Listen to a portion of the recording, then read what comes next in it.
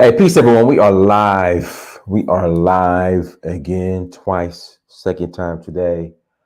College should be coming on here shortly. Again, college should be coming on shortly. Uh, Make sure you like, share, subscribe. Make sure you go to dynasmir.com. Also, tour Sierra Leone. We got one more spot left, leaving April 17th, returning April 30th. Nigeria. We are rolling to Nigeria August 11th through the 20th. Again, August 11th through the 20th. So if you're interested in joining us in Niger, please hit me up. Let me know. Again, please hit me up and let me know. What else do we have here? Yeah, that's about it. That's about it. Like I said, I'm waiting for Kyle to come on. He should be on any second now. Let me hit him up and let him know to go ahead and jump on. But guys, thanks. Shout out to Rosalie. Listen, Rosalie, that was I guess that would be my great aunt. No, that would just be my aunt. That was my aunt's name. Yeah, that was my aunt's name, Rosalie. From Chicago. They were from Chicago. So that was my aunt's name. In fact, my aunt Rosalie gave me my first cat. I had a cat growing up. Her name was Nintendo. Calico cat. Her name was Nintendo. And then Rosalie gave me her box Chevy. Had an 82 Chevy Caprice back in high school. Had an 82 Chevy Caprice back in high school. Rosalie gave that to me as well. Painted it it was green. We painted it candy painted. We painted it blue. Yeah, that's my cat's name, Nintendo. I named it Nintendo. I grew up playing Nintendo, so I named my cat's name. I named my cat Nintendo. I got the cat when I was like 7 years old. Cat finally died when I was like 19. Yeah, Nintendo. That's what we named it, Nintendo. But Auntie Rosalie used to look out for me. Yeah, don't hate, don't make fun of Nintendo. Don't make fun of Nintendo. But yeah, that was my cat's name. So let me get the banner going. If I need to update the banner, that's what I need to do. I need to update the banner. So let me get the banner going. There we go. Yeah, join the Patreon. I've been quiet lately in regards to the Patreon and also we are about, let's see, 100, 250, we're about 2,150 short of our goal to complete our computer lab in Bo, Sierra Leone. Again, we are $2,150 short. It will be a blessing for you guys to contribute. Again, it will be a blessing for you guys to contribute. Go to Africa. No, wrong. Do another window.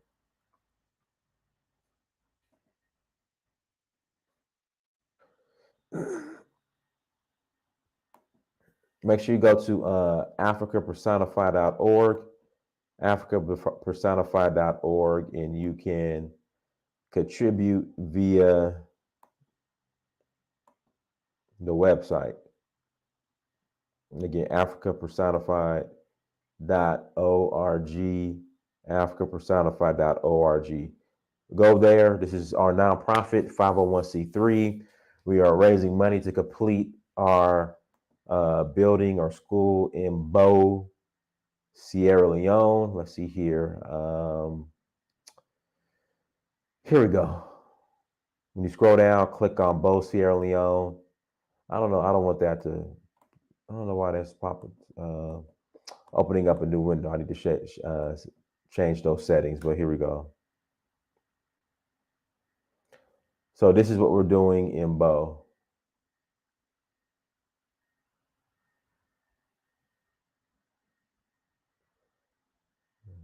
So that's me with the kitties. And then this is when you know what? There's video. Actually, I have the video up on my YouTube page and when we broke ground. In fact, this might be the video. No, I don't think. Is this the video when we broke ground? I don't remember. So,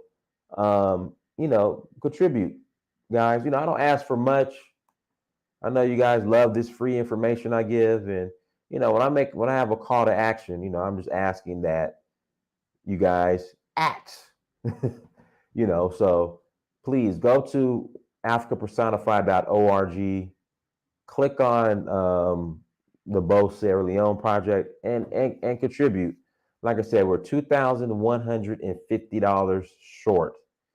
$2,150 short of completing the school. There's videos on my YouTube page of when we broke ground and of what's been up so far. So guys, please go support. Please go contribute. I don't ask much. I give a lot away for free. Again, I give a lot away for free, and also tour. Like I said, for the tour of Sierra Leone, there's actually if you have your African ancestry DNA results and they trace back to Sierra Leone. Oh, man, Kyle, I changed the subject. I went with another subject. Is the African mind an impediment to development? We can do this one next time, Colin. My bad. So, but yeah, that's where we're at. But if you have your African ancestry DNA test, and if your results link you back to Sierra Leone, you're eligible for citizenship, and the ceremony is next month. So if you're interested in joining us, please join us. But let's bring the Kala on. Kala Genesis, go ahead, brother. What's going on, brother Dinus? Hey, how you doing? Good evening, folks. It's the College Genesis. Thanks for having me here tonight. Thanks for joining us tonight in this festive revolution. 4 years ago, we started on this journey right here, Dinus and I. 4 years later, the landscape has changed. Before this happened, everybody was all over the place, but we gave the whole world of Black YouTuber a new direction. We got Phil Scott is now in South Africa, thanks to Dinus Samir. He's in South Africa now with our brother Mark Blanton, who long the time was going to South Africa, inspired by what we're doing. And so now they're in South Africa bringing groups of people over. Prince Dinus Samir is bringing people over to Sierra Leone. Join him on these tours. Support this brother. Support this platform. 103,000 subscribers, right? That means this is not just some piss in the wind. This is not going away. We are now established. 4 years of hard work, 4 years of battle, have 103,000 subscribers. We're now up there with the top YouTubers, and our message is spreading because people will remember everything we say, and you forget about all the rest of the people everybody else say, because they only talk about what's going on in Hollywood and gender wars and all that stuff like that. We're focused on nation building, and it shows me that Black people have an interest in this. That Black people have interest. Nobody, no ADOS FBA has a platform this large or this loyal audience. So what is it saying? Hold up, Dice. Look. Oh, there we go. There I go. So this idea, we completely changed the talking points of our beloved country, the Republic of Liberia, on this platform. And I credit this platform more than anything else in shaping the way people think about Liberia. Because there was sly whispers all the time. No, Liberia wasn't that bad. But it was this show, this brother, Dinus Samir, who found me.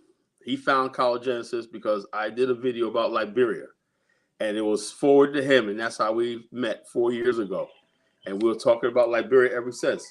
And since that time period, excuse me. Since that time period, the interest in Liberia is growing. We have people now, from listening to what we're talking about, going to Liberia, buying property, investing, doing tours. And so now we even have Liberians reconnecting with their home country because they were taught to hate their own land. They were taught to hate their own culture and everything like that. Oh, it was a big flop. It was a big failure. And Diane, I sent you a video, right? The Wealth of Liberia. I don't know if you want to play it tonight. You want to play it tonight, or let's do it. Like I said, but where I could use this video is right is that when we You know, talk you know, about you know, Colin, let's play some of it, and we can always play it again on another show. Because I mean, all that's right, something that we can play. I would say play the first like 10 minutes of it, right? And this was set up what we're talking about Liberia, 1974. Right now, if in the comment section, I told Diners he wanted to take the video down from yesterday. Yeah, but Colin, we, you know, I changed the subject, so. All right, I know, but this is the subject we want to talk about: the African mind, right? The African mind. Now, this was the mind that built Liberia was the mind of the slave who had experienced racism in America. That's where the Pan African mind comes from. The African mind comes from the African American, the Aspen mind, the slave descendant mind is all programmed to fight white supremacy, and to liberate and Black African liberation. Whereas what we have on our brothers and sisters on the African continent is nothing to be still after all these years, still connected with the Commonwealth of the UK, the French Union, all the stuff like this. We sit back and mind, why are you sitting there letting the French monetize your cocoa and your lumber and everything else, and you're not building anything?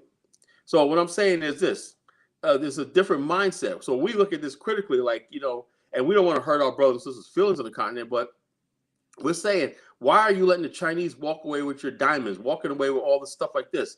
And the problem is, like I said, the biggest thing is they fear is this black, what they call black extremism or black radicalism or the black nationalist stuff. And this idea of black consciousness. Let me say something. You cannot be a Pan-Africanist and not have black consciousness.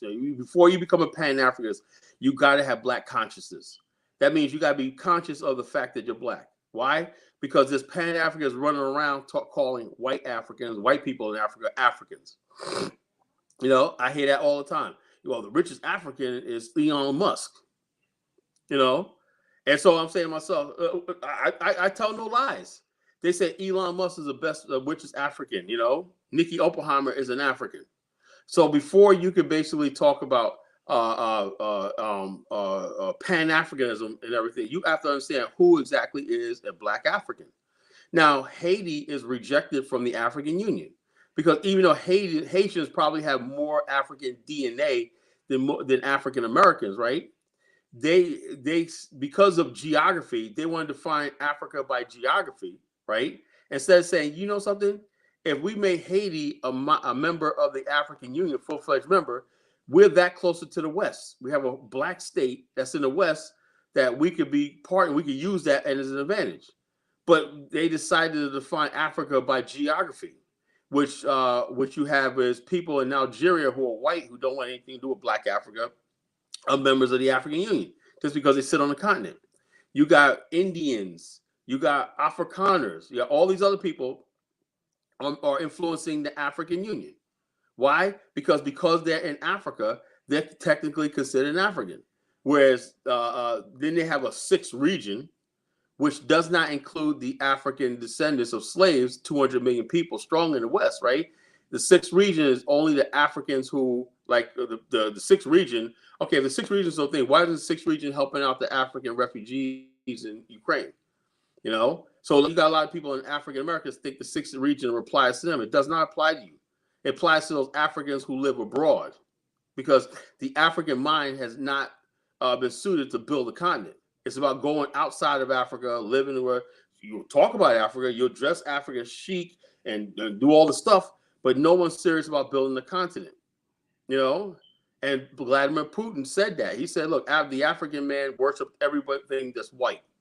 He said, you heard Putin's quote. He says they send their money overseas, and they only come back to Africa to die. So they spend their whole life sending their kids overseas. So what I'm saying about the African, what's up with the African mind? PLO Lumumba talks about this all the time. What is it about the African mind? And what I'm seeing now is the problem is that the only thing I could say is the transatlantic slave trade did this. It wasn't colonialism. It was a transatlantic slave trade. Why? Because at that time period, when the transatlantic slave trade began in the 1500s, right? Europe was in the Middle Age. China, Asia was in the Middle Age, right? The world was smaller, right? There were certain basic things that were going on in the world, right? About slavery and stuff like that, and people were basic human rights, and the Age of Enlightenment happened a couple of hundred years later. And so therefore what happened was, during that time period, the world said yes, betterment of man, better humanity, all the ideas of humanities came about, but it basically said the black race is not entitled to these things. So in other words, basically, when you talk about human rights and everything, you're talking about people who look like you, people who have white skin, you know. And then basically, if you don't have white skin, that doesn't apply to you. That's why Europeans could enslave people and then still call themselves exceptional, civilized, and stuff like this. And this is what leads us to this day. And the mistake they made was, they have a group of people who, African Americans, who read all this stuff, who read all this Western ideology about human rights and everything, about liberty, land ownership and all the stuff like that, progress and everything. But the whole thing is, they didn't have a place to practice this, what they knew. So they said like this: we hear all these people talk about their rights and liberties, habeas corpus, and all stuff like that, due process of law, all these beautiful things that the Western world taught us should be a basic birthright to everybody, right? Was denied to the people of African heritage and everything. So therefore, we're going to build our own civilization based on these rights and everything. And so therefore, I think what we did was we missed the ball. Europeans understand the fact that human rights and stuff like that is not really. That's why Europeans can still operate in Africa freely like they do. How we can basically justify massive poverty in Africa while all this wealth is being extracted. Why? Because there's like a disconnect between what Europeans believe that they deserve and humanity deserve, and what Africans have. The African is not entitled to the basic right of human rights and human dignity, a basic standard of living, and all stuff like that. You have to pay for your basic education. You got to pay for your school fees. That's not mandated by the government. Why? Because to do so, that means that say something about your civilization. And a person's civilization, it tells you what they value. You can tell people what they value by what they mandate in law. In America, in the West, is you're mandated to go to school. Why? Because school is a mandate. Why? Because that's what we say so. If you go to the emergency room in a hospital, they can't refuse you. Why? Because that's part of their civilization. You can't do that. But you go to a country, in many countries, well, if you don't have money and everything, you can't be seen. You'll just die. That does not happen in America. That's why people come here to get free health care. So what I'm saying is this: so how do we keep going the way we go, like that, or do we say, something? We as Black people fundamentally deserve basic human rights, that every African, every Black person deserves a basic education, a basic health care, basic civil liberties, freedom of speech, and all this stuff like this, and the domestic tranquility, freedom from fear. Now, people say, well, Kala, and people will use the argument, right, that, and this is, I'm not trying to be funny or anything like that right here. People will say, well, Kala, don't Black people in America go through hell and everything? Yeah. Some white people feel that Black people, though we're in America, right, they make Chicago like Mogadishu because they want to make us feel at home, That's why you got gangs running around shooting everything. They said, well, y'all always talking about Africa. Well, we want to make y'all feel at home. That's why they pump drugs, gangs, and crime and everything like that goes on in the hood, because they want you to make you feel, oh, that's Africa, man. You should be used to it. Africa's the jungle and everything like that. Africa's not the jungle. It's only when Europeans came there and whatnot and took away our basic, undermine our civilization with the slave trade. The slave trade is the reason why Africans are fighting each other to this day. The slave trade is the reason why tribes are still at war with each other. Before, I'm not saying it was all peace and harmony, but before the Europeans came with the guns and the slave trade and everything, Africans ruled over the southern. I'm going to talk about that too. I'm going to talk about that later. That Africa had their own version of democracy in states like Oyo, in states like Kano, and particularly in the Igbo states. We had our own system of government where chiefs and everything were, in the Oyo time, they had an Oyo Macy. The Macy was a powerful council. Now, people will look at the Oba and say, he's all powerful. That's the Europeanized version of Africa. There's all powerful one person leader. It wasn't like that in Africa. count the oil Macy, that the king had to defer to the Macy. They could put him in chains if he didn't obey the rules of the law. People don't realize that. So therefore, how do you develop complex societies like Benin City and Oyo and Kano and everything if you don't have rules and laws and everything? So Europeans just automatically assume when they came to Africa that that there's one man they could talk to and everybody just obeys them. Like we didn't have that. It was Europeans that armed chiefs and kings and everything to oppress their people. It wasn't like that. Before that, before the coming of the Europeans, Africans decided who was going to rule over them, what the laws were by chiefs and councils and everything like that. And there was harmony. Europeans couldn't understand that. They couldn't understand the fact that people could live in harmony without fear and stuff like that. So that's like when the invention of gunpowder and import of guns and everything, people the fear began to grip Africa, and that's why we're in the situation we're in right now. You want to play the video, Dennis? You're on mute, Dennis. I'm about to play it right now. Hold on. I'm about to play it right now. And okay, the reason why we're playing this video tonight is this. There's some people talking about Liberia, the miracle Liberia, screwed up Liberia. This is Liberia in 1974. 1974.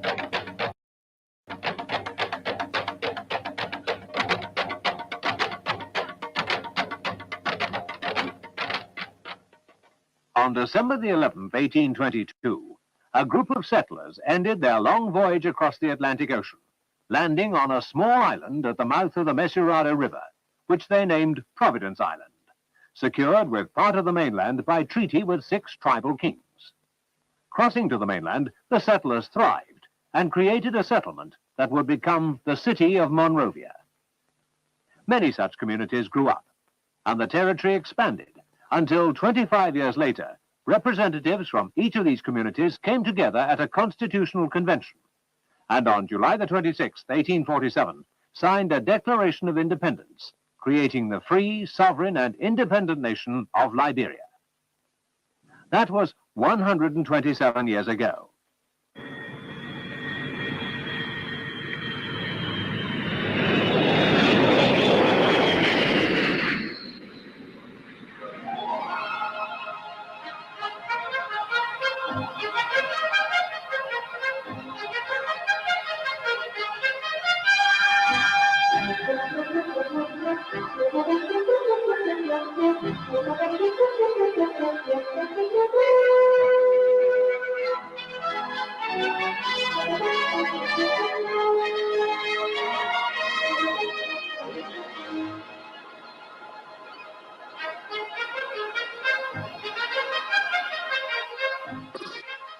Today, businessmen and investors from all parts of the world have discovered the commercial and industrial potential that is the wealth of Liberia, with a government firmly committed to an open-door policy and the principles and practice of free enterprise.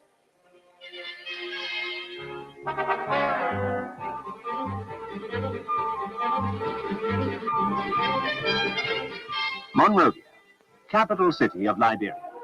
Its 150-year history reflected in a graceful cultural heritage. But a city as modern as today, the country having developed a fine balance between traditional African values and the modern way of life.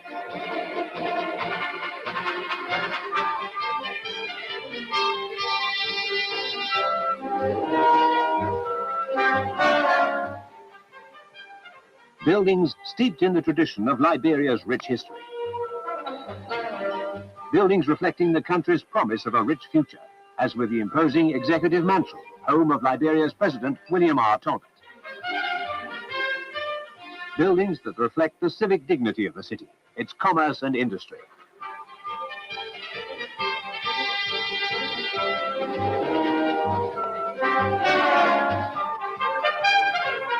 For the well-being of its people, the J.F. Kennedy Memorial Hospital, one of the finest in West Africa.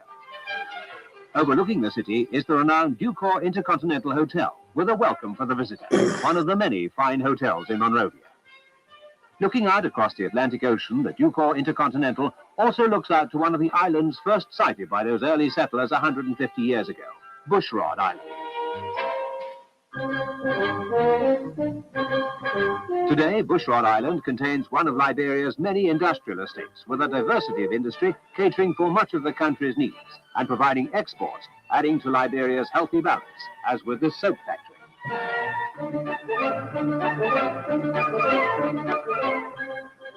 With an ever-expanding building and construction program, cement is essential, and this large cement works is situated conveniently close to Monrovia City.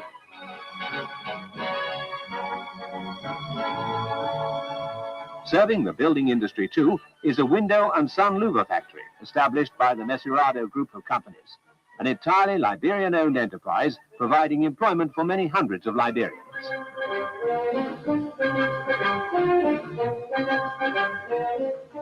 Another Liberian enterprise is a paint factory, effecting even further savings in foreign exchange by having its own can manufacturing plant.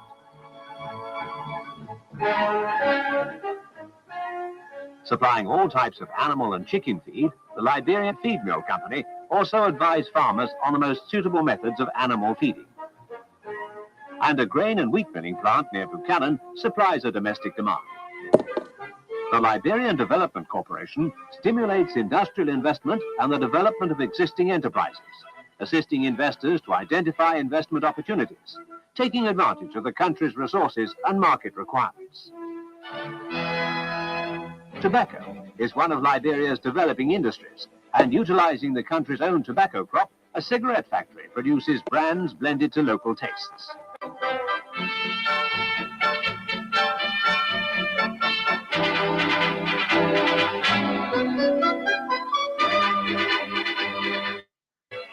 Liberia offers the investor security, a low level of private and corporate taxation, and a balance of trade that has been favorable for 20 years. To encourage young farmers in this fast-developing industry, a tobacco experimental farm has been set up, looking into the most suitable types of tobacco for Liberia's ideal soil and climatic conditions, and teaching farmers to take every advantage of this valuable addition to the country's industries. President William R. Talbot is intensely interested in the youth of his country, but young and old alike are completely involved in the future of their country through self-help programs instituted by the President, when he himself created rally projects to undertake the construction of schools and hospitals and roads linking outlying districts, financed with funds raised by the people themselves without seeking outside aid. Rally time, a complete involvement of the people in their country's future. President Talbot himself also instituted a program of rehousing families formerly living in overcrowded areas. And on new housing estates such as Gardinersville and another named after the assassinated leader of the Guinea-Bissau liberation movement, Amilcar Cabral, families can be raised in pleasant, healthy surroundings, preparing for their inheritance, which is the wealth of Liberia.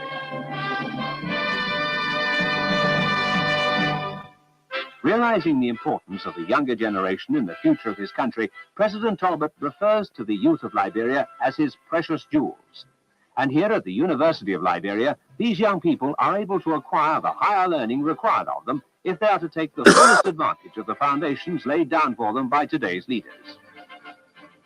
With the importance of agriculture, the University of Liberia has established a College of Agriculture and Forestry, which, in addition to its academic importance, also serves as a major agricultural research center.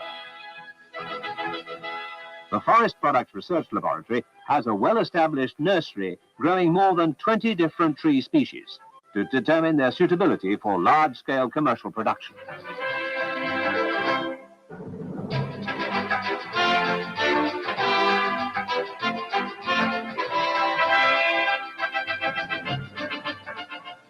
The Agricultural Extension Training Center of the college offers training from simple farming methods and management to crop physiology, and students are taught the importance of meteorology in good crop management.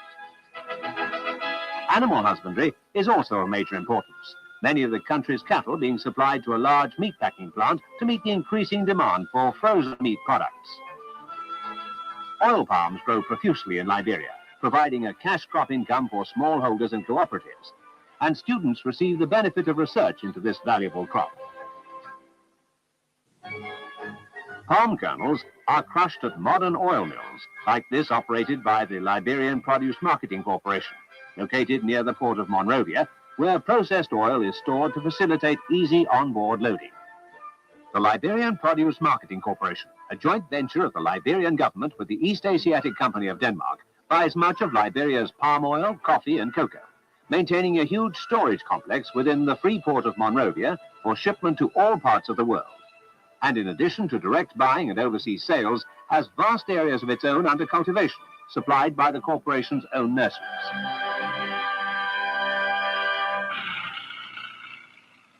President Tolbert and his administration, aware of the great economic potential of the country's agriculture, has classified agriculture as the #1 priority in the National Development Program, which is committed to making the country self-sufficient in rice, the staple food of the population. Under this program, and with the ideal climate of northern Liberia, thousands of acres have been put under cultivation, producing upland and swamp rice for sale to the domestic market.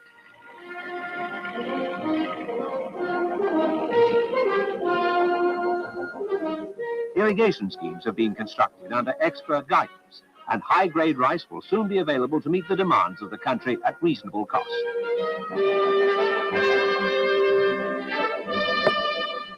The Foya Agricultural Development Project, testimony to a far-sighted administration. Further to the south are the famous rubber plantations of Liberia. Cultivated by smallholders and large estate owners alike, Liberia is one of the world's most important suppliers of natural rubber.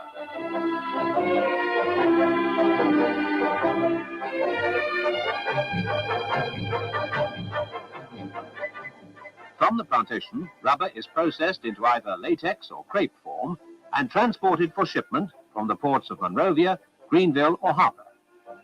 Rubber, the wealth of Liberia. Timber, yet another source of Liberia's wealth.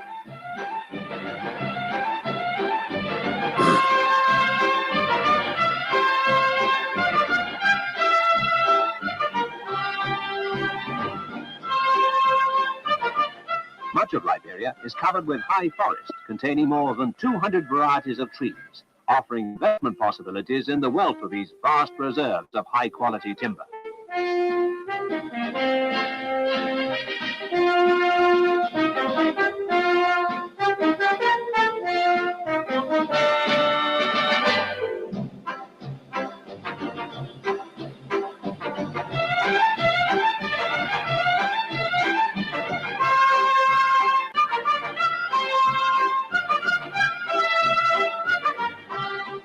From concessions in the interior, logs are transported for shipment to all parts of the world from the ports of...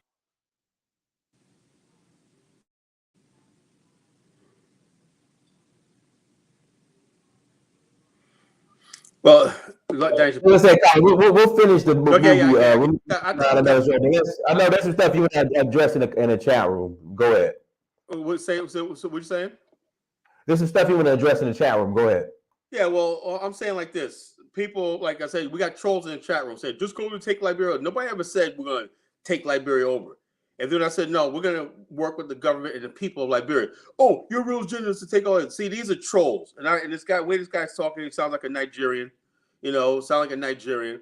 And like I said, and I hate to say this, and we got to say this right now. We have a lot of enemies in the black race. I don't know who this guy, Jose, whatever his name is, Jose, whatever, Joe, we had him on the show, on different shows and everything. I don't even believe the guy's black, making ad hominem attacks and stuff like that. If you're not black yourself, you're barely black, you living in the Netherlands, you got nothing to say about our ancestors who were in Liberia. And so this is what I'm talking about. So these people are Negropeans. They come around people don't really understand the difference between a Negropean and somebody who's a true Africanist. A true Africanist are always going to see give that fellow black person the benefit of the doubt until proven otherwise. And so what you have is people trying to Europeanize the American Liberians and everything like that, discredit them out of freaking jealousies. Yeah, we have our worst enemies. We have enemies among us, and we don't want to point that out because they get on the show and they'll get distracted by talking about racism and everything like that. And we got enemies right among us in our own camp that's trying to bring what we're saying down. And so this is what we're talking about. Look into this, right? Look at this film right here, right? one should be saying. I looked at the comments, right? Wow, 1974, that country did that with not your white people's help. There was no white administration. Those are all black people who brokered those deals. This was somebody said, "There's a red flag right there. Europeans come in to invest," but they were investing in Liberian businesses. They're bringing their money and say, "Okay, I see you guys are doing like this." That's how capitalism and investment work. Now, if you're not doing anything and people are starving, they have no jobs, they criticize you for that. Then when you bring in foreign capital and you put people to work, you educate people, they criticize you on that. So you can't win for losing. You see what I'm talking about, Dinus? You cannot win for losing. So what were they supposed to do? You know, they have all these resources, right? They need foreign capital because black people don't have no capital. There's no Nigerian investors at the time. There's no black South African investment at the time and everything, you know? So therefore, you have to progress means you got to build a thing. And later in that video, they showed the JFK Memorial Hospital, the best hospital on the African continent. You know what they call it now? You know what they say? They say something like I know. No. They say if you go in, you're not coming out. Yeah, that's what I'm saying. That's what it turned into. And I hate to say this, folks, but we got to say this. There's something wrong with, you know, like I said, here's the thing. And I'm not going to put it because there's a lot of progressive, forward-thinking Africans on the continent. But the thing is, they're in the minority. The people like PLO Lumumba, they're in the minority. You know, the people that think like the black people, the enlightened minds of the black people in the West, you know, that came and built modern Africa, because it was the black people in the West who built modern Africa, you know, for the most part, as far as the black race is concerned. So therefore, those who think like us, like Stephen Biko and places like that, people are always killed. You know, they're always put out the pasture, and then we always make a statue of them. Yeah, he was great. Amilcar Cabral, you know, great mind and everything like that. Where is he at? Dead. I'm sick and tired of somebody giving somebody a statue once they die. Why don't we get behind people when they're alive and listen to them and help them? That's what I'm getting tired of. People, I'm gonna go out there and get shot and killed, man. Next, you know, my name's gonna be College Genesis, a great man and whatnot. You know, I'm gonna get the RIP College T-shirt. RIP College. We're gonna spray paint on the wall. Yeah, we're gonna do some libations. We're gonna pour some libations with collar and whatnot. You know, nigga, get the hell out of my face with that.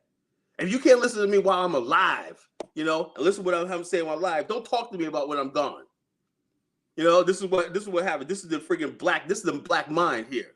You know, we got people that's alive right now that's doing stuff. Young Brandon Tucker of the Pan African Strike Back. You know, Strike Force. You know, Strike Back. You know, brother, young. He's a millennial. People should be flooding his channel like crazy, saying, "Yeah, Brandon, let's get this."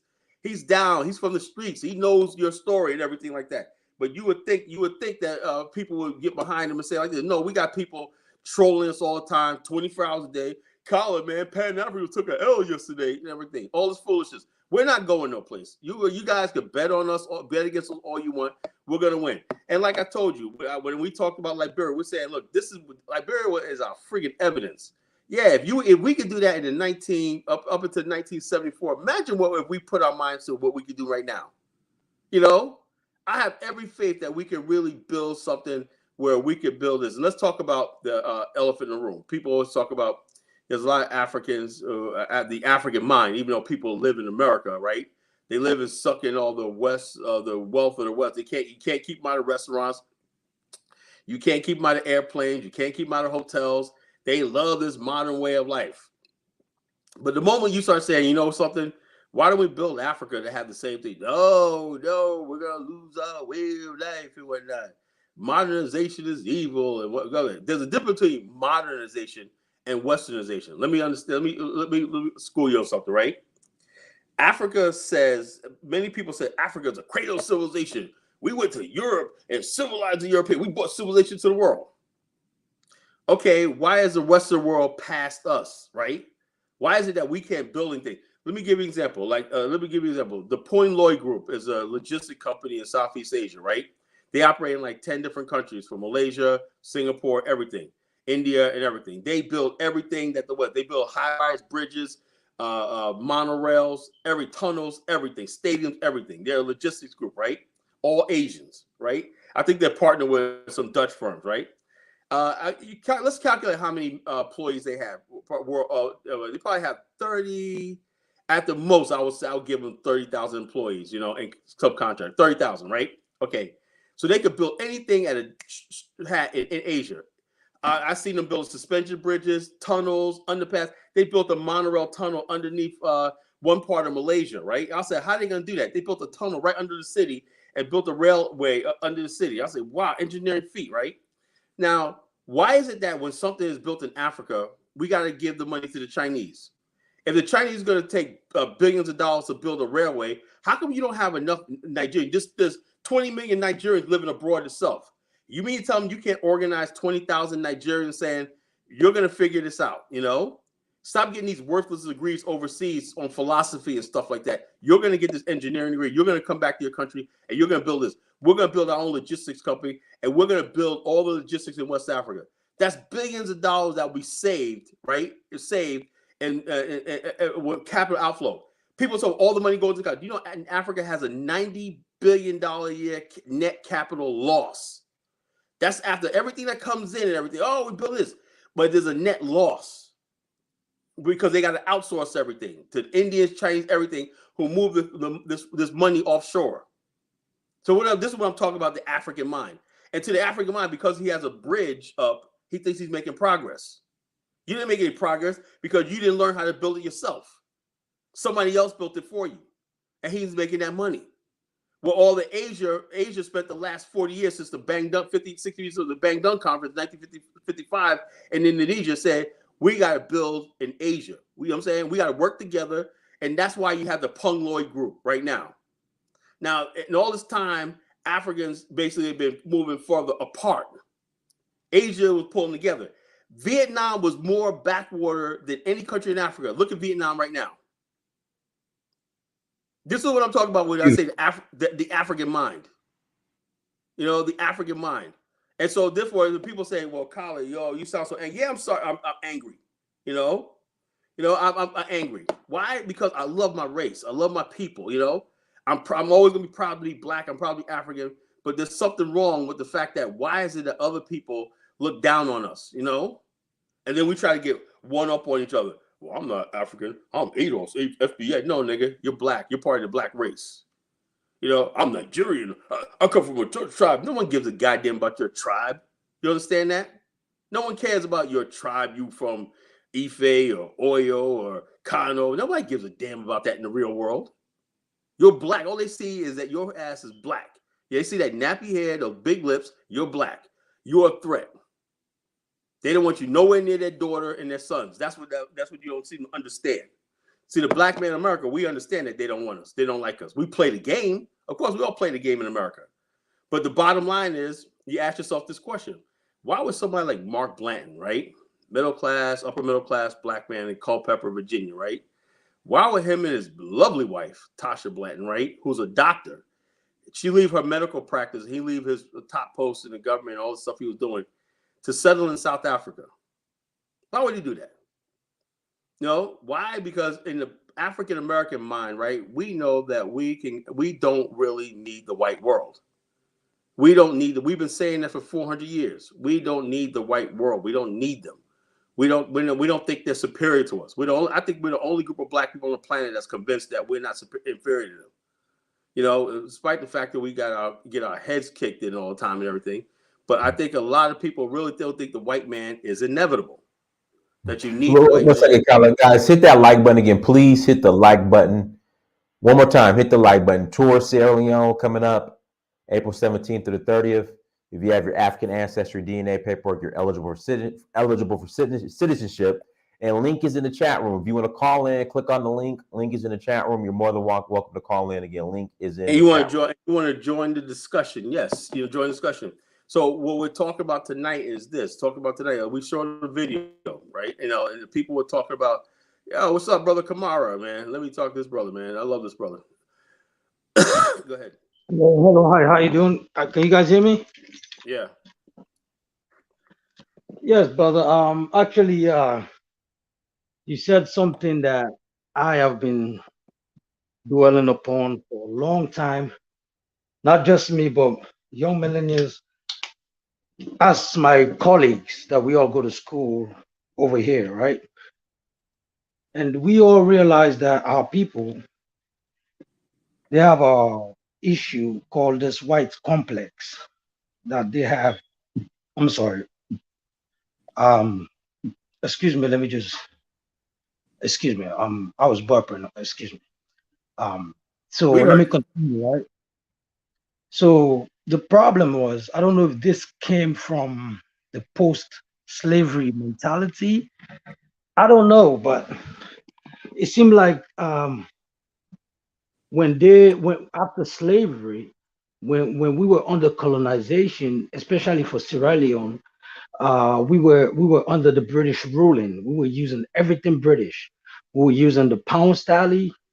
Even my father don't know how to count the recent money that they actually had in the 60s. He only knows pound sterling. He was old school. He only knew pound sterling because we were being ruled by the Queen Elizabeth. She actually visited Sierra Leone, went to Sierra Leone, told the whole of Sierra Leone, realized Sierra Leone have so many diamonds. This lady is actually going around telling people that you shouldn't touch, when you find a diamond, you shouldn't touch it with your hand. You should go and call a white man. If you touch it with your hand without a glove, you're gonna die. And these Oh people my literally, God, bro. these I just people stuff literally, like that just literally makes me sick, believe man. that. They literally believe that and actually practice that for years. Every time they find diamond, they go call the white folks and they come and they take the diamond. And next thing you know, the diamond is in the crown of the queen's crown. You understand me? They've done it until lately, after we have our independence, people start traveling and they start getting education and they realize, hey, actually, it was a lie. You can actually charge the diamond and you're not going to die. So you see how deep they have brainwashed some of our people for generations upon generation. And that just one portion. What about the educational sector? They try to change the history that they didn't do what they did. They didn't come and robbed us with guns. Instead, our people sold us. They're trying to change so many things. And now to the point where I feel like our people just have some kind of like a poor man mentality where they're scared to grow. It's like when you depend as a child, you've been depending on your dad for so long, and your dad suddenly died, and now you don't know what to do. You don't know how to function in society. That's how Africans have become dependent, scared to venture out.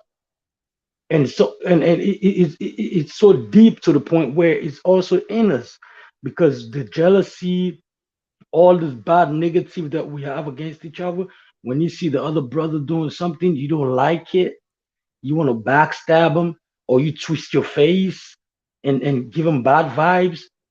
In Africa is worst. In Africa right now, actually between the families, if a cousin is rising and then the other cousin they're still poor, they will use voodoo to mess them up. In Hey, Africa, Abdul, there's a story I read today in Nigeria where a lady, her father passed away, and so she was trying to get her inheritance from the family. Don't you know her cousins burnt her alive just for trying to get her inheritance see what I'm from her? saying? So it's deeper. It's deeper. I can give you one story, right? This lady, she was a RN in the United States. This is a true story. An RN built a house in Africa, decided to go home to go open the house, an open house, invited all the family members. You understand me? This was a big open house. So the moment she was trying to cut the rope, guess what happened to the lady? She started stripping herself down and started dancing, and she went insane. She went insane, running all over the city naked, and she could have never ever recovered. This is somebody that actually helped family members back home, take care of them, you know, do so many things for them. So But like what you're saying, yeah, we have inner we have enemies amongst ourselves, even amongst our family.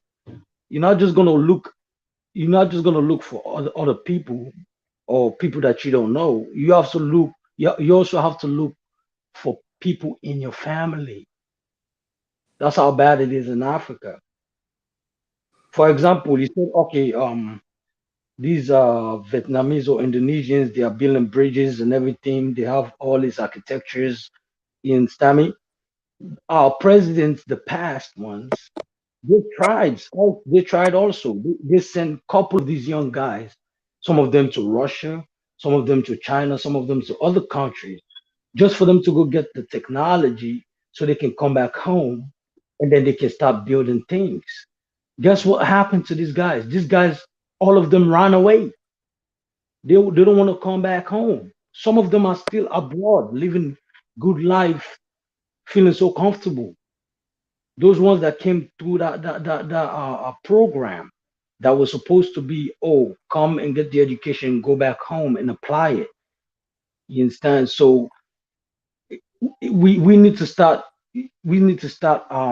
applying education not just to the Hey, younger. brother Abdul, let me ask you a question. You're Yeah, from Sierra Leone. Do you yeah, know Sierra Leone and Liberia created the first HBCUs, historical Black University of Foray Bay, yeah. and then Frabe College. Foray Actually, College? Frabe College was the first um college in West Africa where you Yeah, have Nigerians, Ghanaians. Some of them who yeah, were presidents, they went to Sierra Leone. yeah. Yeah. So same thing with People like Liberia. Kofi Liberia Annan. College and Sierra educated so many. So then the HBCUs in America educated African heads of state, everything Yeah, like yeah, yeah. that. Good question. People Why like is it Kofi, that? Kofi Annan, right? Kofi Yeah, Annan. yeah, Kofi You know Annan. that Yeah, guy. He went to Frabe College. right. Even the past British Prime Minister Tony Blair went to Frabe College. It was one of the most successful colleges at that time. People from Nigeria, Ghana, Liberia, all of them, all over the West Africa, they used to go over there to go study. So let me ask you a question. Why is it that many Africans feel that they got to go to Europe for decades at a time to get an education, where you don't see Asians doing that? The Asians spend 5 years, and what happened to such and such? Oh, he's gone. He went back to China. They do. Don't get So too friendly with a Chinese or basically, something like that in America because they'll be gone. Next thing you know, oh yeah, he yes. went back. He went Yeah, back. basically is the all the hype that they see on TV and then the white I call it complexity I've been talking about. They have this white complexity, and since most of them are not educationally inclined to what's going on, and they are not black conscious, they are not Pan Africans. In some, let me tell you something. The Pan Africans are only few. You will find only few. If you have 100 people, you will find maybe five Pan Africans. But Yeah, all the rest are like these. You know how we have this black bourgeoisie. I think that's how they call them here. yeah. Yes, Mm-hmm. all of them are like that. They just have this white. Negropeans, They just have this white complexity. And once you start speaking about white men, they start shaking. You know, I went back home. I was in the taxi, and there was two white ladies from France with a black guy who is not even Sierra Leone, he from some other country. In Stami, he also French. I know they went there for something. So I was trying to question the ladies. Hey, what are you guys doing here? Why Sierra Leone? Because I live with you guys in abroad. I know you guys. You guys really don't really like us like that. So what's up? I mean, what's up with Sierra Leone? Why are you here? As soon as I stop questioning them like that, the taxi driver feel uncomfortable and be like, you know what? I'm gonna find you another taxi, man. Da, da, da, da. I was like, dude, I'm looking out for you. These folks are coming here and trying to take what belongs to you, but you can't even see past what I'm trying to do for you. And this is my own brother. We speak the same language, same country, everything. So you have forces. that these white folks can use against people like us, like the Pan Africanists. And those are the ones who are very destructive, very dangerous towards the motive of the Pan African. Exactly. Exactly. Let me say something, brother. People don't realize this, right? There was And a then point. we got OB waiting too. So after you make your statement, caller, OB. Okay, yeah. Let me say this. Let me say this first. There was this blog called Topics. I don't know if it's still out. I mean, it was the Reddits of the early 2010s Reddit. There used to be there were topics, right? There was some dynamite conversations going on there. But what I found out back then was there's a lot of white people who are racist, right? They're racist. I told Diane about that. I told Diane or Bomani. I forgot what I was talking about, right? There are a lot of racist white people who you think people, the stereotype of the white race is just keep black people away from me or not. That's not good. That's not enough. A lot of racists will go out of their way. They'll travel to Africa. They'll go to Ghana. They'll go to these countries and everything. They'll make friends with the native Liberian, native Africans and everything. You know, you got neo Nazis in places like Angola, Zambia, South Africa, Right. Namibia, running camps, and they're making friends, and they're making friends with the local people and everything like that. Why? Because they're weaponizing them against this idea of Pan Africanism and stuff like that. You know. So the local Africans don't know any better. They say, "Oh, white people are good. They're bringing us money. They're bringing us stuff, you know, and stuff like that." And they're That's giving all they care about, money. there's money and stuff like that. So therefore, the whole thing is this: we have to be on our P's and Q's. And a lot of people that come on these platforms, you know, we don't know what their agenda is. They don't show their face. They don't show anything about them and whatnot. You know, they just come on here just spewing their mouth. And the bottom line, a lot of people don't like the fact that this Pan African movement. Somebody made a comment today in Dynasty Show today in the chat in the comment section said, "So we got African Americans a panel discussing Nigeria." How some Nigerian said, "How's an African American?" So yeah, African Nigeria. I have Nigerian blood DNA in me. You know, I said the second largest portion of my DNA is Nigerian, Eastern Nigerian. Dias is like more Nigerian than I am. So if we have Nigerian ancestry and everything, what the hell? Why can't we talk about Nigeria? So they were upset that they had good conversations this afternoon. You know, and and stuff like that. But somebody made the comment, you know, why are they talking about Nigeria? Because Nigeria is one part of Africa and African heritage. See, this idea of Pan-Africanism and the fact that we are all part of Africa, what Dr. Kwame Nkrumah and all these people try to think, that's what's changing right now.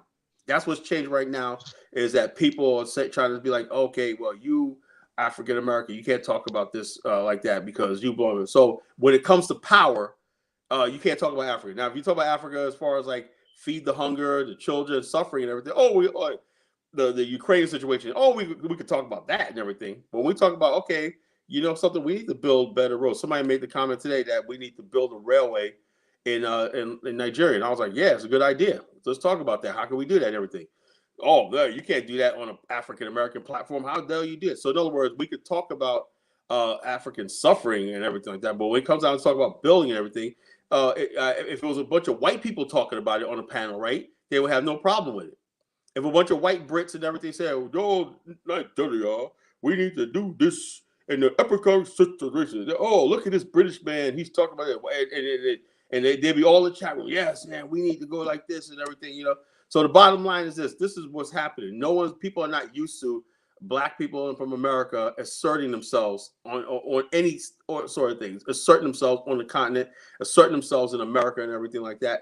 And so by the time, what I'm saying is people better get used to it. Go ahead, Ob. Yeah, OB, go ahead, OB. Unmute yourself, OB. What's up, fellas? Can y'all hear me? Yeah, we Yeah, I hear hear you. you fine. Go ahead. Great, great, great. Yeah, I wanted to talk about one of the most unfortunate things I think that's happened in our community is that the Africans on the continent, um, they are seeing modernization and just the success of the West um, through the lens of as if the West just came to us, kind of like how they came to Vietnam, in the 1900s. But the special thing about African Americans is that um, African Americans are the only group of people throughout the whole world who basically have rode along with the West in their Right. modernization. Yeah, there's the only group of people who were there part and parcel with We anything were that came here first. when it all started. We were here from Yeah, such, so they can't claim the modern world without us. We produced 50,000 exactly. inventors. You know, we contribute to the modern world. So Exactly. Africans could build on that. They could build on Louis Latimer, Benjamin Banneker, and all these other There people you that, go. that invented stuff and everything. We have so many inventions, you know, that we contribute to the modern world. So it's not a West modern. There's a difference between modernization and Westernization. And Africans Exactly. keep saying, "Oh, we are Westernized." No, we want to modernize. Modernize means people have a better way of life, a better quality of life, right? Right. Instead of you walking 20 miles and everything like in a dirt road, you got a regular road, and you live in a systematic thing. Let's build cities and towns where you have electricity and engineering, stuff like that. We were here when that started, you know. So it's Exactly. not Westernization, it's modernization. Japan is And the this most is Asian country in the world, but this is the most exactly. modern country in the world. It's not Western, Exactly. it's modern. Go ahead, brother. And that's those are great points. It really feeds into what I'm talking about. What is the problem with the African leadership is that they are starting this journey of modernization from this point instead of looking at the African Americans and saying we are part of what the West did, and then Right. starting from the basically starting the race at the point of where African Americans are today instead of starting back in the 16, 17, 1800s with, and that's how we can leapfrog forward. We should take the knowledge of the modernization process from African Americans, and so that there's a kind of there's a kind of lack of self-esteem that comes with facing Europe, and trying to get modernized from them from the standpoint of, oh, we're in this jungle, we're in Africa, we don't have anything, we never built anything, we never created anything. Come help us, come give us investment and all of that, rather than saying, okay, there's Black people in the West, they have skills, they have abilities, they started businesses, they know how the process goes. Let's link with them, and we don't have to have the feeling that we are starting from ground zero, level point. We can start from a higher point if we link into the African American um, view of the modernization experience. So, Yeah, you're absolutely right. Because let me give you an example, right? People real think that China was all this. Let me tell you about a story. In the 1970s, Richard Nixon decided to open China up to basically strategic move to break China away from Russia, and basically set the process up, which one day China was going to have most favored nation state status, right?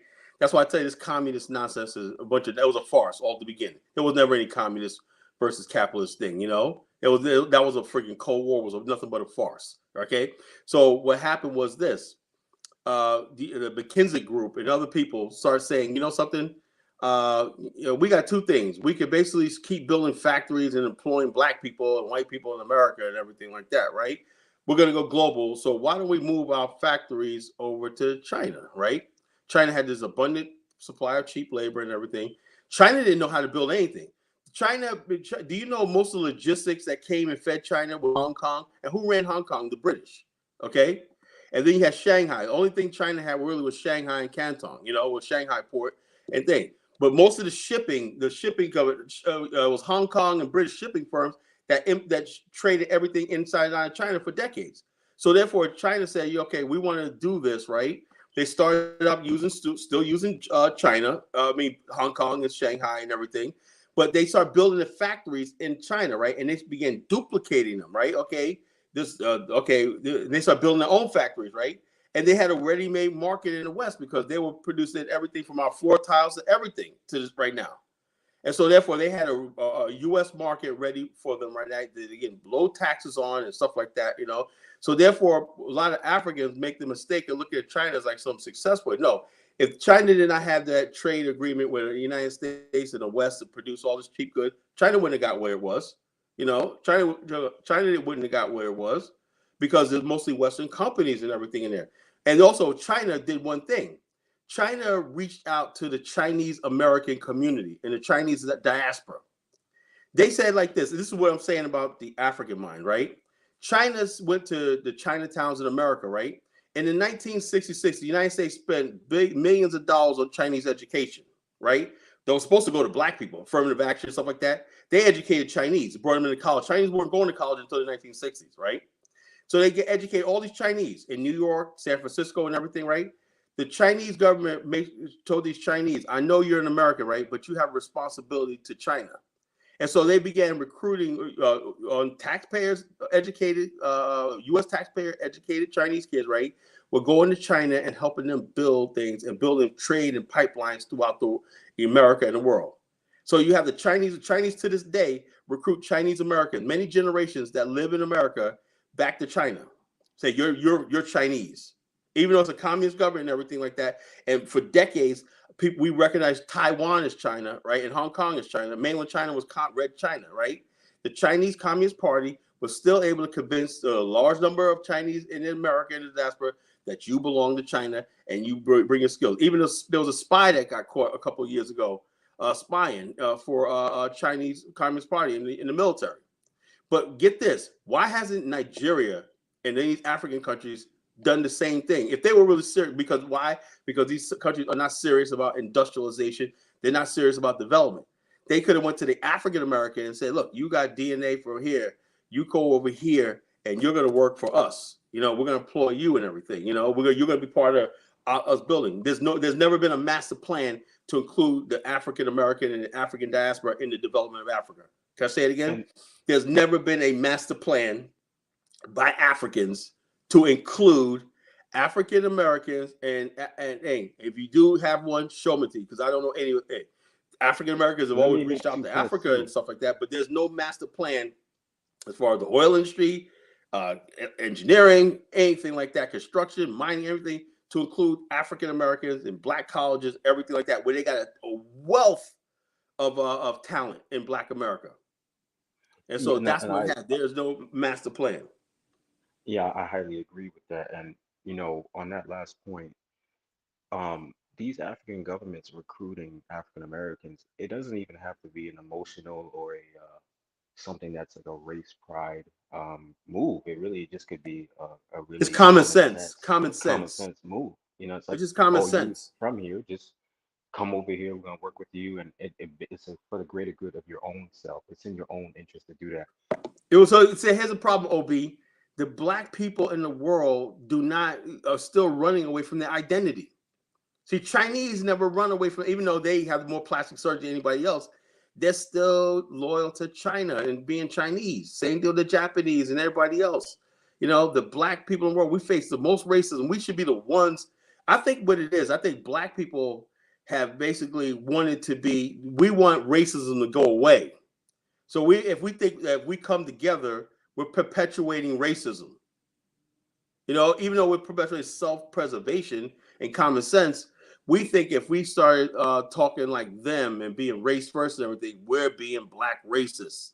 And you can't be a black racist. Why? Because that would give white people an excuse to be white racists. This is how scary we are. This is how silly we are. We think if we are being black racists, that white people will be white racists, and we can't have that. Go ahead, brother. Yeah, yeah, no, it's true, and I think there's something that people don't know about the law of the jungle. Uh, a lot of people think that when you're facing conflict in any type of situation, they believe if you're polite and kind and meek, that people will leave you alone. But that No. actually, in nature, that actually invites them to increase their attack on you. So it's only being strong that repels strength, not being weak. Being weak only invites strength to eradicate you.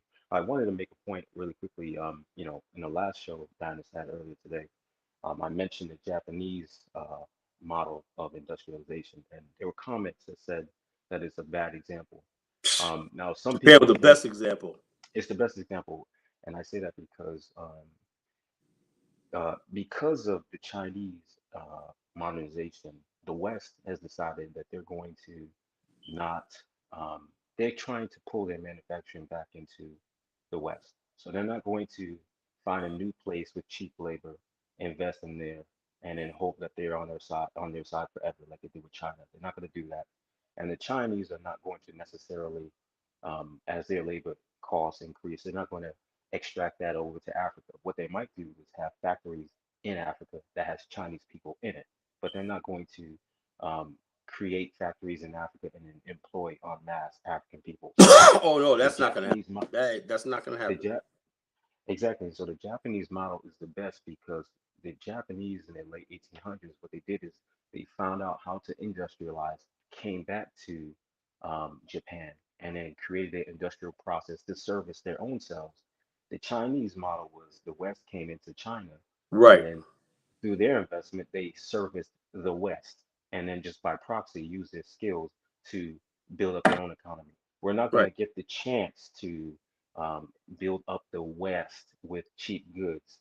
The West, their think tanks, their policy, they're not going to do that. They already said they don't want to do that. The West actually says they don't think we should manufacture at all.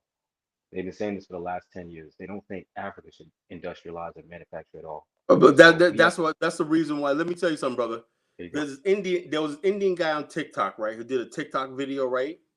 And he broke it down real good. He said, "Look, the majority of people," he said, "the British took $42 trillion worth of wealth from us and bankrupted us and left us with nothing. We're building right now. We're still not at that level we're supposed to be at. They divided us up, Pakistan, Hindus, and everything like that. So we got these people that were once living side by side and everything because of the British. The British did nothing, right? And now they said now these same people want to come to us and talk about climate change and everything."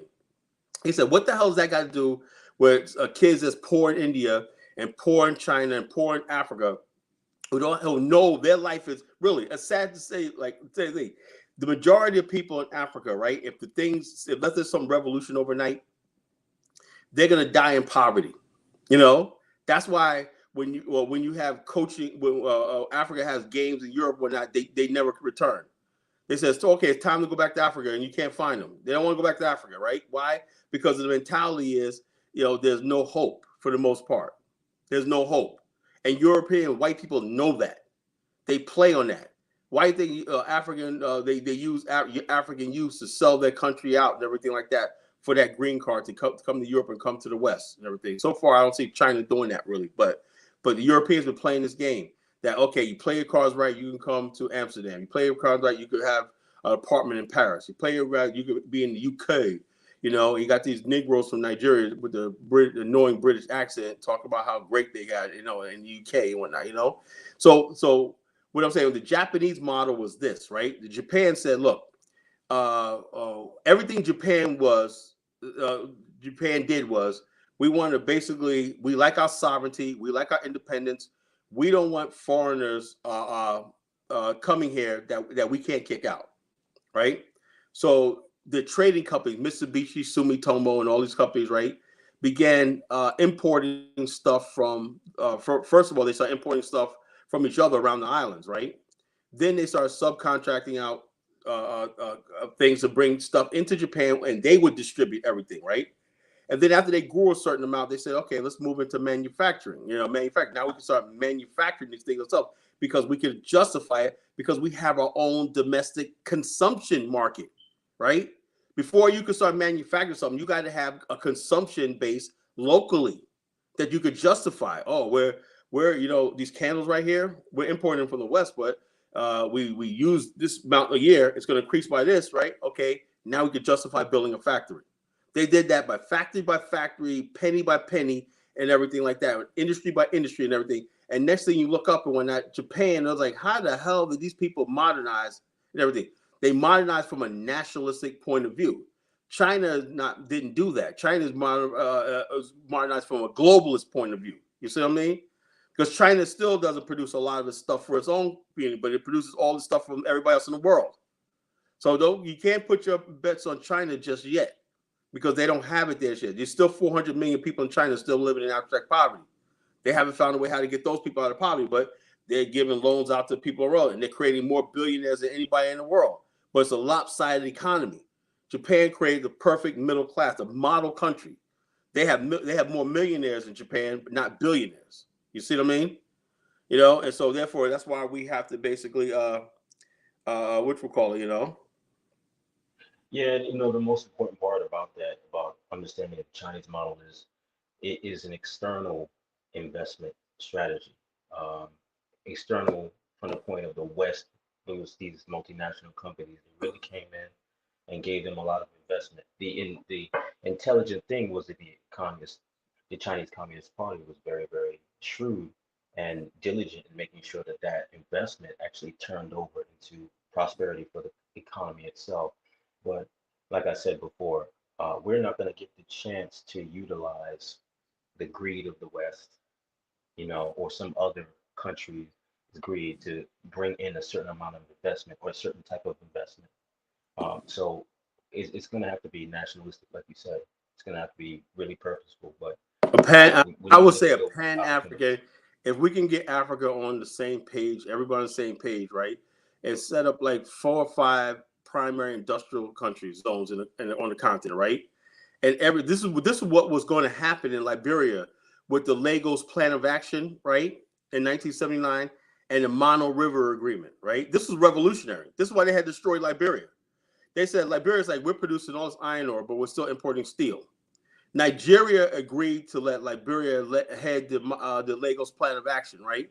Because they said Liberia was the most intelligent state in the continent. So when Jimmy Carter went to Nigeria, he spent 3 days in Nigeria and 3 hours in Liberia. And the Nigerian said, you know something, President Carter, all due respect, Liberia is our elder state.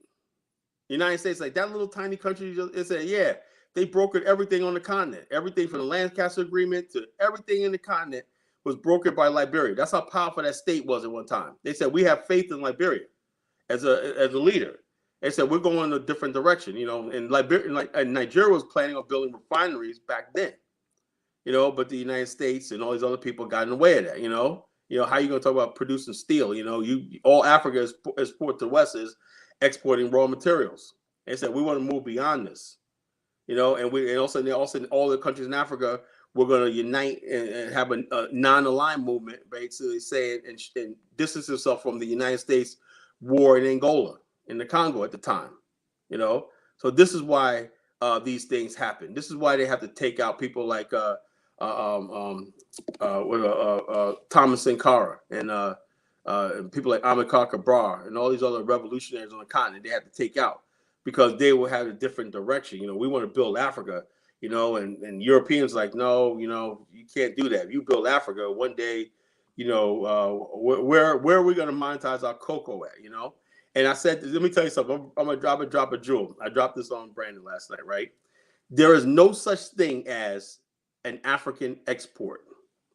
African countries don't export. There's no such thing. I'm gonna say it again. There's no such thing as an African export. People say, "Well, call it." No. Foreign companies come in, they take, they drill, they mine, and they take out. That's not exporting. Exporting is when you produce the product, right, from A to Z. You put it on the ship and everything. You transport it to a foreign market, right? You have it set up and everything like that, and you load it on the dock and everything, and you collect your money. That's an export. That's when you're dumping on somebody's shore. Right now, if you want anything in Africa, anything goes out of Africa is relying on European shipping trade winds. So if you don't miss a shipping date on your Or product, right? Indian, or Indian as well, Excuse me, say it again. or Indian as well, like Oh, an Indian, Indian yeah. person. And so therefore, it's Indians and everybody else that carry stuff good. So billions of dollars, like I said, in the net capital outflow, Africa loses because we did not build what? The infrastructure. We call Ghana will call its gold the number one exporter of gold. There's no gold being exported at Ghana. It's foreign companies sucking the life out of Ghana with this gold and paying like 2% royalty. That's not exporting gold. Exporting gold is when you could put the gold, take the gold out of there, refine it, and put it in block, bull, stamp it and everything, and then you ship it, fly it, whatever, to a foreign bank and everything. That's exporting gold. That's what the South Africans did with the Krugerrand. They were exporting gold. So therefore, how South Africa gets so rich with its gold and Ghana so poor? Because South Africa had what? The infrastructure, the logistics. We don't want to. We as a black race don't want to get around the idea of infrastructure. Without infrastructure, I know it's hard work. That's scary. I mean, really, it's scary. That means you're not gonna have much time to sit on the beach and sipping Mai Tais. It means Can I drop this going point up, before I getting leave? hard work. But our ancestors did it here in Philadelphia and stuff like that. Can I drop this point Negroes on the before I leave, brother? continent is scared of hard work. Yeah, everybody want to have a white tie, and I got an office job. That's a problem in Africa too. Everybody wants an office job. Exactly. Nobody wants to go into the skilled trades. If the African immigrants come over here and start learning these skilled trades, they can go back to Africa and build. but they want to come in and get a degree, you know, and they go over there. I'm gonna And, drop this point before I leave, brothers. yeah, Yeah, yeah, yeah, bro. and those are excellent points, Kala. Yeah, many Africans right now, young Africans, they think that we're gonna change our issues by them getting tech jobs or trying to work for Google. You know, actually, we could really change if we actually utilize a large percentage of the arable land we have. And there's all types of things that agricultural goods go into, not just food, not just building restaurants and grocery stores up, but actually a lot of manufacturing has inputs that are actually agricultural goods. So don't sleep on that. But Feeding cattle feed, everything like that, chicken feed, all the stuff like fish feed, exactly. fish farming, all that's industrial stuff we can do, you know, and stuff like that. Um, Fish farming, so, cattle farming, all that stuff like that. Bottom line, other races of people are doing it right now. I seen this yeah, one thing where cattle trucks, boats, barges packed with cattle, right? Or go I say packed with cattle, right, going up the Nile River, you know, to factories there. I said, wow. You don't think of Egypt, right? You don't think of that, right? Egypt, you know, cattle farming and stuff like that. You know, you don't think of that, right? right. I say Egypt is friggin' wow. Egypt guys, and also they have silos of grain, bulks of grain, and I got jealous.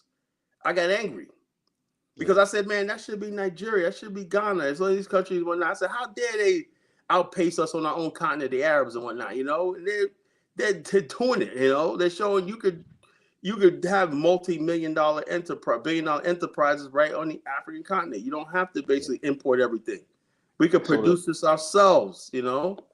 And very so, true. like I said, it's The just a point I wanted to mindset. bring up, before I leave out, anybody who's watching, we always talk about solutions and making things actionable. So anybody who's watching, I want you to Google or research what a producer good is. We import a lot of things in Africa that are consumer goods. It might be shoes, might be clothes, might be food. But what we really need are producer goods.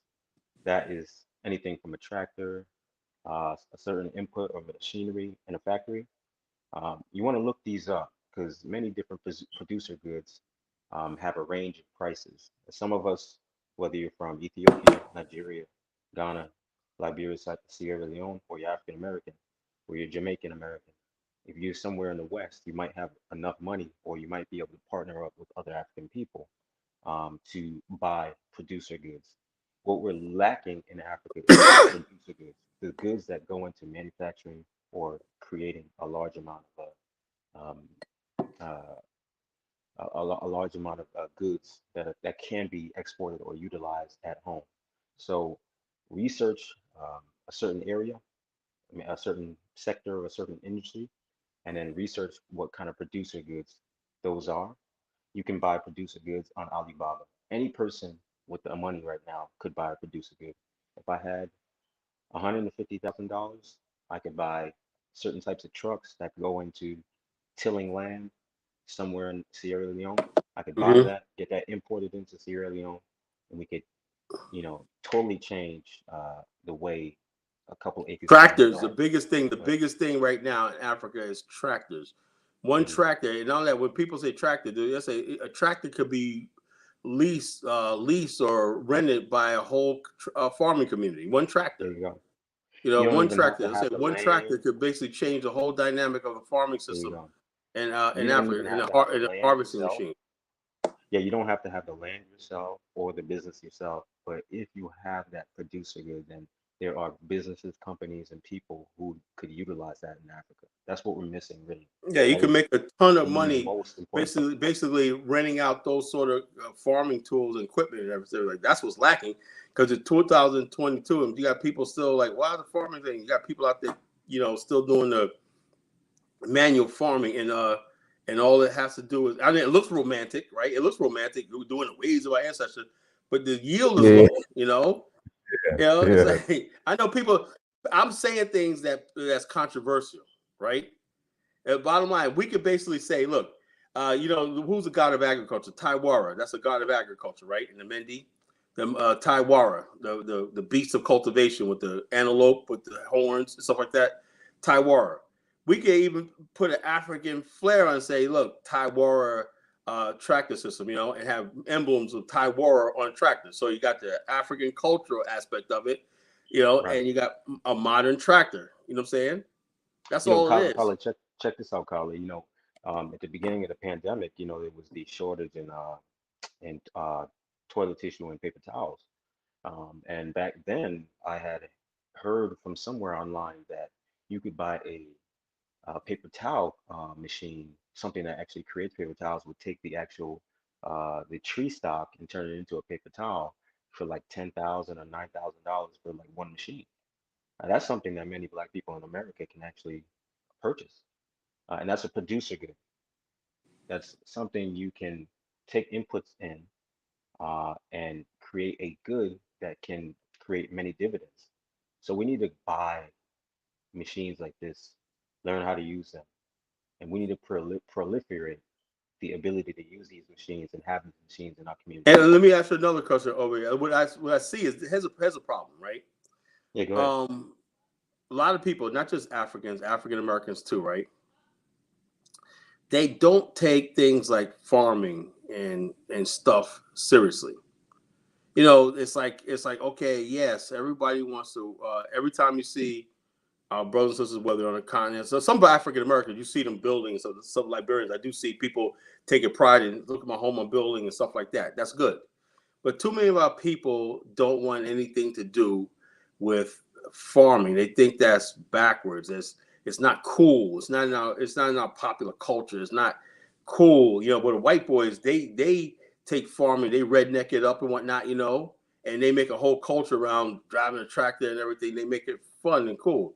Whereas black people in America too, right? I ain't being I'm not no hick, whatever like that. I don't want to do that, this, that, and the other thing. So the whole thing is this, and so white people punked us out of farming, right? Black people used to get rich selling watermelons, right after pro-slavery. Watermelon, it was easy to plant and everything. And you got so many black men who got rich by planting a watermelon crop and wholesaling and shipping them to different places and everything. White people came up with this stereotypical black people eating watermelon, and we abandoned it. Right.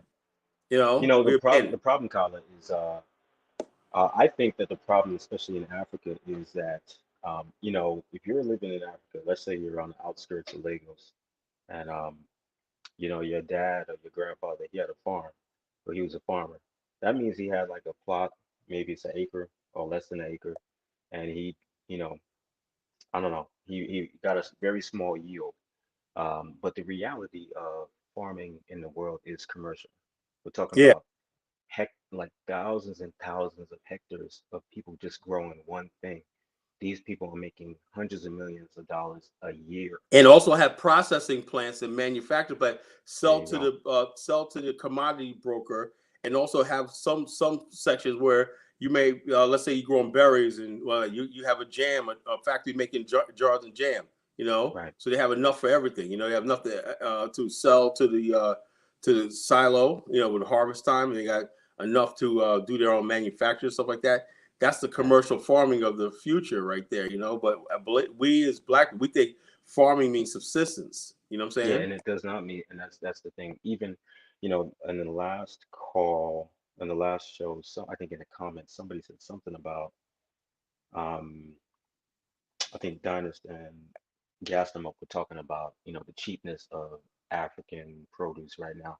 And I would venture to say it's not as cheap as it really can be because most of the stuff is still subsistence. It's still some Yeah, lady in in the market. yeah, There's some guys, they have a big subsistence farm and then they bring the stuff to the market and then you just get the ladies Right. just Well, selling the here's a commodity. problem with that. Right. Go ahead.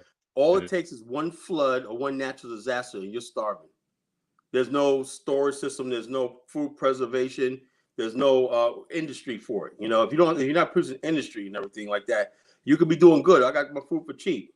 Let there be a drought or a famine or let's say a war or something like that happens and whatnot. Guess what? You have no Yeah. backup and everything. So the But subsistence sounds see, good for a thing, but subsistence farming didn't stand the test of civilization. subsistence Civil. farming is not the cheapest, like what people need to understand, because our people don't understand the economy. An apple that is produced through subsistence farming is not as cheap as an apple produced through commercial farming. And that's what we don't understand. So everything you're buying in Africa, if it's from a subsistence source, it's not as cheap as it would be if we had an abundance of like a Right. really mature, sophisticated Yeah, market. but And that's what they, brother, and that, go ahead. very few people understand what you just said. Very few people are gonna say, just keep doing what you're doing. Hey, check this out. Somebody named Malik Elia says, Kala, you ain't gonna finna westernize Africa. Now, Dennis, what did I just say? There's a difference between westernization and modernization. Why is it that Africa is so backwards that you think modernization, which is based on science and common sense and everything, try to is Western? That's why the white man's always gonna be your master. You think any sort of improvement is westernization? He's always gonna be your master. Just ignorance. And this guy, I'm Malak, gonna get out of here, guys. Alec, why I'm don't you gonna call dip out of in? here. Tell us that. Appreciate it. I'm So gonna head out. building a tractor No, is westernization. Do we got Yeah, anybody I'm else gonna head want to out. call in? Do anybody else want to call in? Why these big mouths don't want to call no, in no, no no. more? Yeah. We're gonna do. OB, you have anything else you want to share? Then we're gonna. Oh, he's closing out. We're gonna close. Go ahead and close out. Okay, yeah. Thanks for having me, Dynasty, and everything like that. I just wish I wish people would call in, call in all with all this nonsense. I know I'm in the chat in the comments. They're gonna be talking on something. You had the 2 hours here to engage me and everything like that, and people don't call in. What are people afraid of me or something? Am I that intimidating? If people don't want to call in, I'm like this. If you got so much to say, call in. Just cam up, and you don't have to cam up. Just call in. And so the whole thing is this, folks. Thank you for joining us tonight and everything. I said it's been 4 years. Prince Samir, and I will not support this brother. Support. I ain't see no super chats in there, folks. Come on. We're giving you all this. We dropped some jewels tonight. And come on, you can't pull out that super chat and the cash out. Help the platform out. We're doing this for you guys. We're doing this for you guys. Yeah, help the chat, help the platform out, help the program out. And so, with God's willing, I'll be in Liberia this July, and then God's willing, next year we'll start launching the Liberia Tourism Investment Group with Brother Bamani Tayemba. That's going to coincide with great because we're going to have Dinah Samir with Sierra Leone. We got several other people doing different countries and everything. That's right. $10 tip. Thank you, King Nick. So the bottom line is we got you covered. The Black African Infrastructure Organization Global Pipeline, right? It's a distinction. Global Pipeline Organization is you can download the app on the App Store or Play Store and join our social network. You're going to be connected. It's like a big umbrella group of independent organizations and causes and everything, but we all work together. We all need to work together. All of us in the Pan-African world need to know who we are. That's why when people come on here on these shows and everything, and they're not in the BAIO and they're not listening with us and everything, we look at it and you start talking slick like they do yesterday when I went to tearing them. Dynasty probably did me a favor by not letting me back on yesterday because I was freaking fuming, Rule number 1 today is you do not talk about our ancestors in Liberia disrespectful. You can critique and everything, but when you start coming and sounding like a white supremacist, talking about our ancestors and what they did, only thing they wanted to do was settle in Africa and be left the hell alone. They didn't oppress nobody. They didn't kill millions of people. They didn't do like that. All they wanted to do was go to Africa, settle, and be left alone. And go to school, educate themselves, and live a good life. That's all they ever wanted. And if that's too much for you and everything, don't come to me talking about how you or my brother, you are my thing, because those are my people. And I understand what they went through. And I understand them because I understand my people, and I understand the African American, and just like I'm learning to understand different other people and everything like that. So we could all have this brotherhood we call being black and being black African, But the whole thing is this: if you can't give me the benefit of the doubt, why should I give you the benefit of the doubt? Right? We say that we understand that yes, Africa had a role in slavery, but we understand the ultimate culprit was the Europeans. I hold them more accountable for slavery than I do Africans. I know Europeans were the one who forced it. Now, if I can give you the benefit of the doubt, right, and say, okay, let's move on, right? Why the hell would you try to think to throw my ancestors who settled in Africa and built a republic that still says, hey, the benefit of the doubt? It don't go to But yet the same white people, black people who talk about our ancestors in Liberia, oh, the white man is here to stay in Africa. Oh, white people aren't that bad, Kala. You know, they have a right to be in Africa and all this kind of stuff like that. You have all this love for the white man, but you got all this smoke for Black America. And now basically people are saying you guys are not going to come to Africa with your westernized ways and trying to modernize. You got people mad at Prince Diane Samir because he has a successful tour business and you ain't going to stop him. You know, he's making money. His mother continent, his mother homeland is making him wealthy. And let me tell you that again. Let me say it again. Africa, not only is Africa as a spiritual place, it's a place for African Americans to enjoy and get paid and get money. And we're doing that, you know, and we're building Africa at the same time, you know, so contribute to his school that he's trying to build in Sierra Leone and everything like that. We African Americans, right, in the BAIO connected, we're coming to Africa with all the good intentions. And going forward, we're not going to tolerate people trying to smear our name and smear us money, our reputations and everything, and stuff like that, you know. And so this is what I'm talking about. Michael Oro said, "We are engineers, man, scientists, and man, yeah. What we know is we need to bring in some of those engineers and everything back to the mother continent.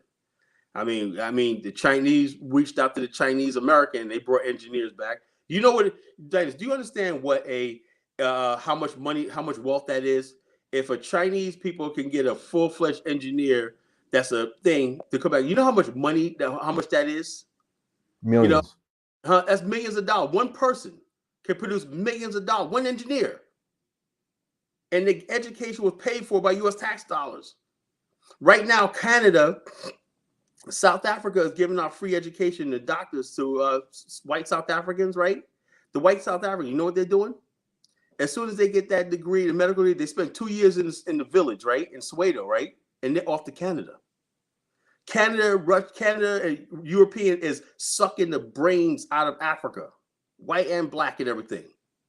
So how are we going to talk about Africa when you are sitting there hugged up like we're about 290?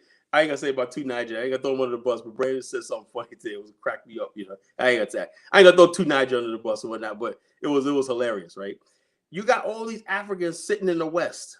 They got all something to say. But the thing is, your ass should be on the African continent.